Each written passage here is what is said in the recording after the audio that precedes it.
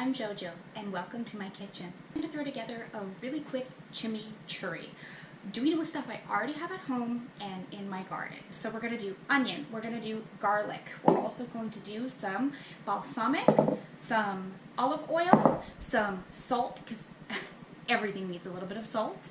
And then we've got our fresh herbs. I've got oregano, parsley, and basil. These are from my garden. Use what you have on hand. It's still going to be delicious. But the allure of this recipe is really the fresh ingredient. We've got our onion. Here I've got my garlic in oil. We love garlic. So we're going to use 1, 2, 3, 4, 5 cloves. And the oregano I'm going to strip off of the leaf. I don't think we want the stem in there.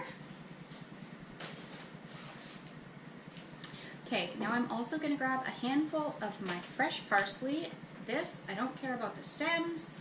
All that greenery is fine.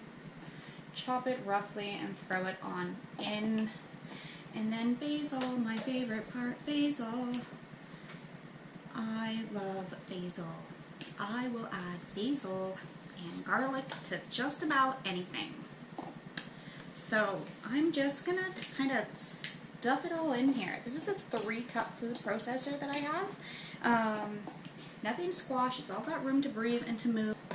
Then we're going to drizzle with our olive oil. We want a good amount. Like I said drizzle, I lied. We're saturating. We're saturating with our olive oil. We're going to do a big splash of balsamic. Yeah, we don't want that to be too overpowering. Salt. Don't do it without salt. It won't taste good. And food process. Ooh, that looks good. So the consistency is pretty smooth. Put it in the fridge, let it chill. The flavors are going to just become more and more potent. Absolutely delicious. The world is your oyster when you can make your own chimichurri sauce. Enjoy.